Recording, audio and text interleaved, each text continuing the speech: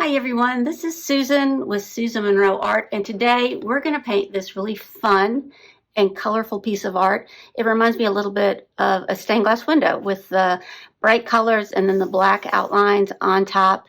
It's super easy. Anybody will be able to do it. You don't need any special skill or talent, but you do need some watercolor supplies. So let me tell you what those are. You're going to need, of course, your watercolor paints. Whatever you have is fine. You're going to need some watercolor paper. I prefer watercolor paper over just copier paper or something because it's thicker, it's meant to hold the watercolors. It's just better all the way around. Go get yourself some if you don't have any. Okay, you're going to need also some tape. I always like to tape down the edge of my watercolor paper so it doesn't wrinkle when the paper gets wet, or it will maybe wrinkles a little bit, and then when it dries, it'll be perfectly smooth if you have the edges taped down. It also gives you a really nice, pretty, straight edge on your finished piece, which makes it look sort of more professional. You're going to want a pencil. You're going to want a paintbrush. I like these round-shaped paint brushes, but whatever you have is good. You're going to need a black magic marker or a paint pen of some kind, or a Sharpie would even work. You're going to want a paper towel so you can dab the extra paint off of your brush, and some water because it's watercolors and you need lots of water.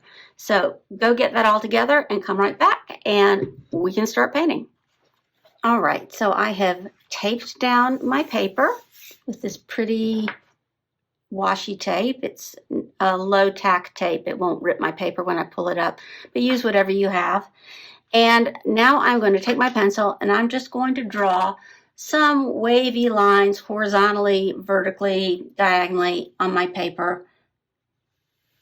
Draw as many as you want, but I wouldn't go too crazy because I think you would end up with a piece that has probably more than you want to do, more spaces than you want to fill in it.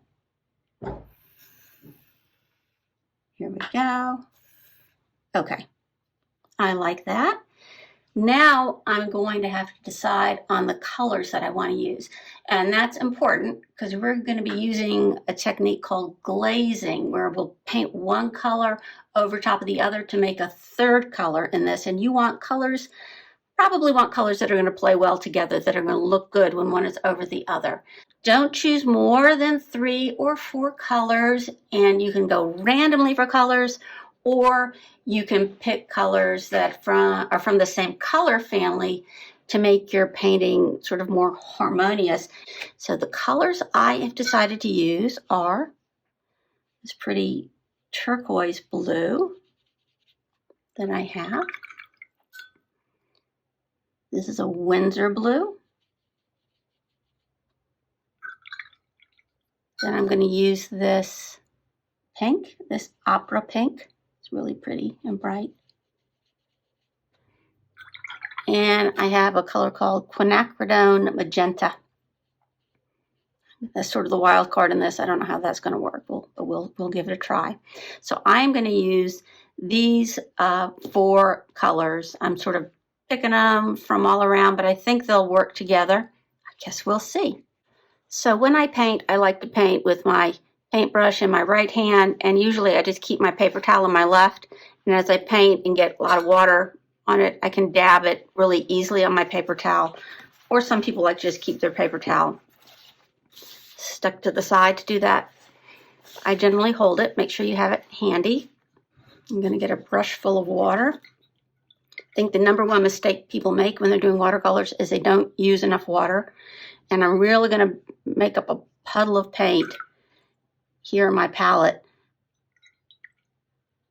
So the water is the thing you need to activate your paint. And the more water you have in your paint, the lighter the color will be, the more paint you have in your water, the brighter your color will be. So let's start. I'm going to start right here. Why not? I generally paint from the left side to the right since I'm right-handed. And I'm just going to fill in. I'm going to fill in this space there's a line right here. I'm going to fill in these two spaces with the blue. Like I said, I want to be able to overlap some. So pick a random grouping of shapes. Okay. Now I'm going to go someplace else. I'm going to let that dry. I don't want to paint right next to it because the colors will bleed into each other. So I'm going to find another spot and let me see. I paint with my magenta. I'm going to paint, well, let's just go for the middle here. Well, that's bright. And I'm going to fill in, I think, these two.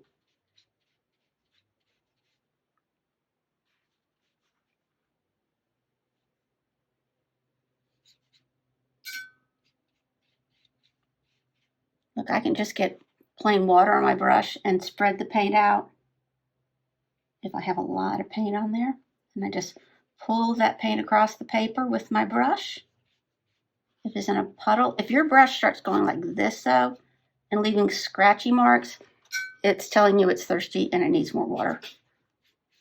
You don't want a thirsty brush really for this.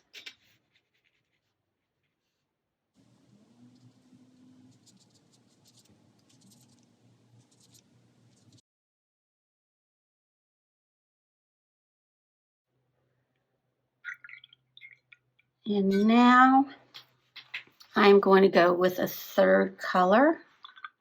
I want my pink. Let's try that. I'm going to put it down here. See, again, I'm just letting this color dry before I put another color really up next to it. It'll touch at this little point, but I'm not worried about that.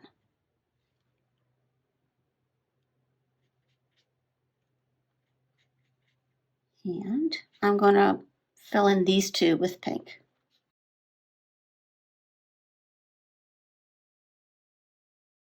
Now I'm going to let these dry before I go and do anything else. Another important thing to know about watercolors is you don't want to paint a wet watercolor into a wet spot on your paper. It can end up making mud. That's just a good basic rule. If you're more advanced, there are times you might want to do it, but for us, for doing this, let the paint dry before we paint anymore. And if you have a hair dryer, actually I have a hair dryer right here, you can use it to dry your paints more quickly. So I'm going to do that right now. Okay, these colors are dry. Now I'm going to go in and I'm going to do some of that glazing that I told you about. And you know, sometimes I mix my paints on my palette over here just to get the consistency I want. You can just dip right into the paint and paint, but I have a little more control over the water and the color if you do it this way. So you might want to try that, because I don't want the colors to be super, super dark. I don't want to drown out the bottom color. Let's try this. I'm going to go from here down to here. So I'll cover over this pink with that, and let's see what happens.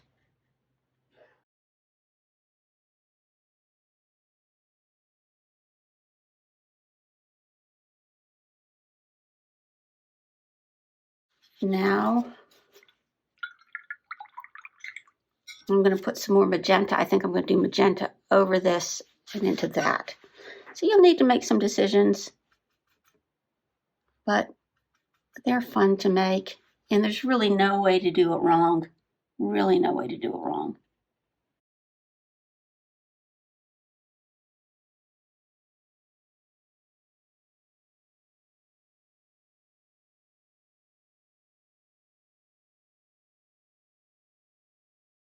Okay, now this paint is dry, and just say, for example, I want to make some more shapes in here. I wish I had some more spaces I could put color in.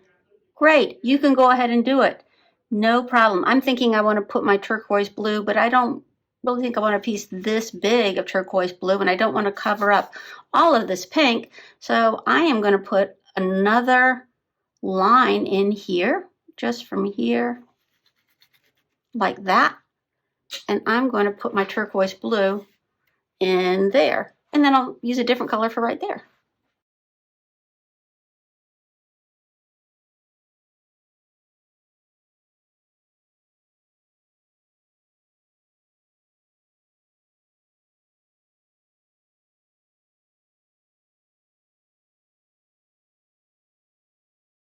All right, I've covered my paper. Now I'm going to make sure it's all dry and go on with the next step.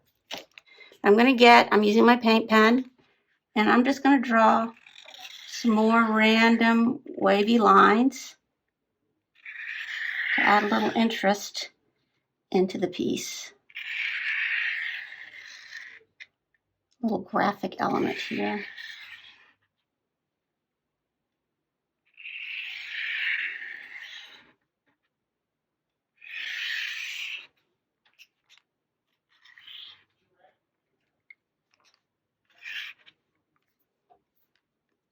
Okay, there we go. Now I'm going to get ready for the last part of my painting, and I'm going to mix up a whole lot of black right here and make it really strong. Really get a lot of paint mixed into that water. And I'm going to make my little palm frond. I just want to show you one thing really quickly though.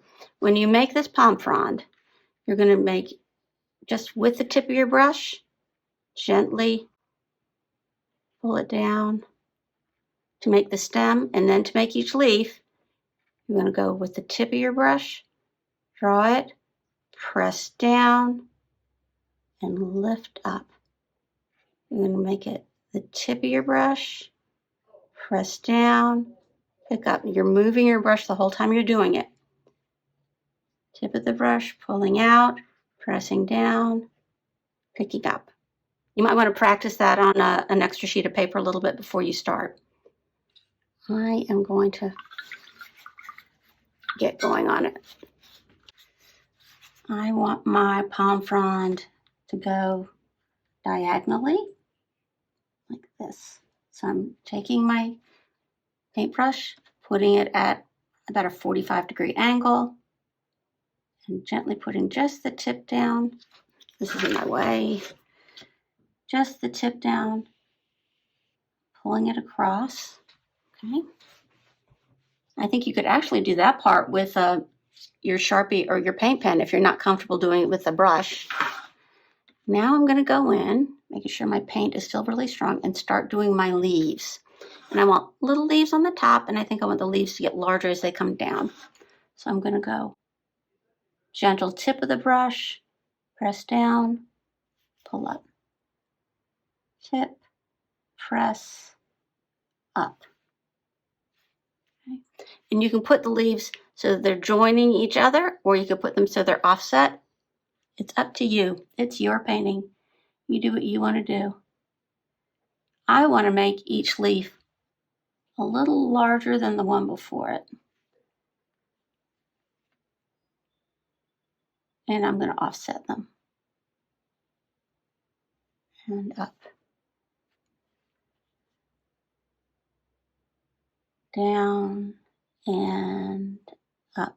It's not really wanting to do a nice point on that side, but well. And I'm putting them a little bit at an angle. A lot of plants, they don't grow straight out. They grow at a different angle sometimes.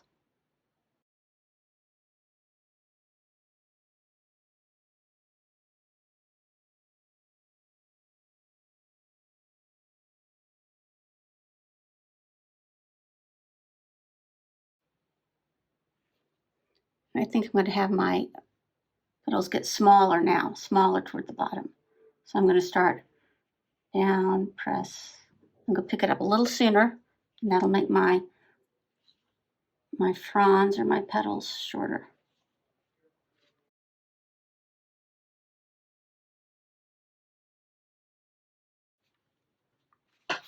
And there you go. You've made a beautiful piece of art that you can share with people, or you can keep for yourself. I'm going to put a tiny leaf up here at the top. I just think it needs it. Yeah, I think that looks good. And, you know, if you want to add more, if you want to do several palm fronds on here, do what you want to do. It's your piece of art. Have fun with it. If you make one and you don't like it, no big deal. Throw it away. Start another one. Like I said, it's just paint and paper. So if you have liked this tutorial and you would like to see more like this, easy painting tutorials, please give this video a thumbs up. You can leave a comment if you have any ideas of other things maybe that you try with your piece. I would love to hear them. You could also subscribe to my channel, and if you click the bell icon that's underneath this video, you'll be notified whenever I put out a new video, so you won't miss any fun painting projects. So I hope you have a great day and take care. Happy painting. Bye-bye.